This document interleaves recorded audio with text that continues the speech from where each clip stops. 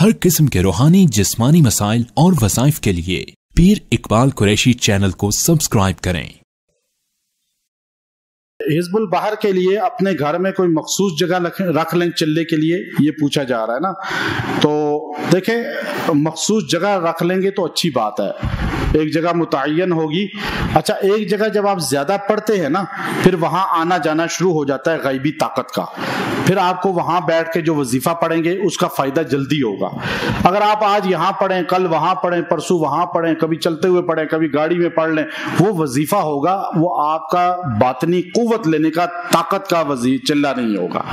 अच्छा, वज़ाइफ करने का क्यों नुकसान हो रहा है, लोगों को फायदा नहीं हो रहा, कि उसकी वजह यह है कि वो वजीफे को यकसुई से बैठ के एक जगह मुतय्यन करके नहीं पढ़ते। देखें, हजूर अलैहिस्सलाम की इस पे हदीस सादिक आती है, आप जब बाहर निकले तो हजूर अलैहिस्सलाम की ज़ौजा जो है वो पढ़ी, फजर की नमाज के लिए आप जा रहे थे, वो बैठी पढ़ रही थी,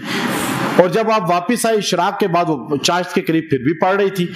तो अब आप अलैहिस्सलाम ने फरमाया, मैंने ऐसे कलिमात बताता हूं जो इस सारे टाइम में पढ़ने से अफजल है, वो कलिमात आपने सिखाए। अब वो एक जगह बैठी रही, ये नहीं कि थोड़ा झाड़ू फेरते हुए, थोड़ा रोटी पकाते हुए, थोड़ा सहन में जाके, थोड़ा बेड पे बैठ के, नहीं, एक जगह मुतय्यन करें। ये हजूर अलैहिस्सलाम के घराने अहले बैत से हमें पता चलता है। अच्छा, ये लिखा है कि आपके वज़ाइफ हम पढ़ते हैं, अब हमें और भी लोगों ने वज़ाइफ बताए, और कुछ नेट से लिए, कुछ और किताबों से, कुछ तबलीगी जमात के अकाबिर ने हमें बताए, तो क्या वो भी पढ़े जा सकते हैं? देखिए, एक बात याद रखें, तबलीगी जमात के जो अकाबिर हैं उनके वज़ाइफ तो मुसल्लम हैं कि पुर तासीर हैं, वो निस्बत वाले हैं, चूंकि उनकी बातें कमज़ोर नहीं होती, वहाँ अक्सर जो बात चलती है तो वो अकाबिर से चलती हुई आती है, फिर वो मजबूत बात करते हैं। तो इसलिए जो हमारे तबलीगी जमात के अकाबिर के वज़ाइफ है, एक है कि आम तबलीगी जमात का बंदा आपको फिरता हुआ बता रहा है, मैं उसकी बात नहीं कर रहा कि वो तो कमज़ोर बातें बयान कर सकता है, लेकिन जो आपको अकाबिर से मिलती हैं, डायमंड मरकज से या इंडिया मरकज से या किसी भी मरकज से, या वहां कोई बैठा हुआ बंदा आपको बात बता रहा है, तो वह अक्सर मजबूत बातें बताते हैं, वो वजीफे आप कर सकते हैं। और फिर इसके अलावा आपको कोई उलमा अच्छे तौहीद और सुन्नत वाले, सहीहुल अकाइद, अगर कोई वज़ाइफ देते हैं, वो भी आप कर सकते हैं। कोई ऐसी किताब जो मुस्तनद किताब है और वो आपको, जिस पर किसी अल्लाह वाले का असर हाजिर के एतमाद है, और फिर आप उसमें से वज़ाइफ करते हैं, तो वो भी आप कर सकते हैं। और इसी तरह अगर आप इसके अलावा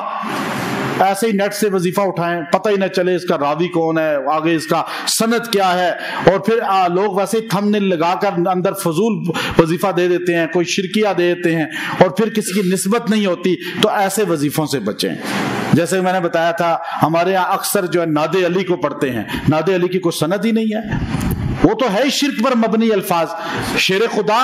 अली उल मुर्तजा करमल्लाहु वजहू जैसा अजीम इंसान, जिसकी जबान से अल्लाह रब्बुल इज्जत ने इल्म को जारी कर दिया था, और जिनके बारे में उमर बिन खत्ताब रज़ी अल्लाह तआला अन्हु फरमाया करते थे, लौला अलीयुन लहलका उमर। ये फरमा रहे हैं उमर बिन खत्ताब, जो नातके इलाही हैं,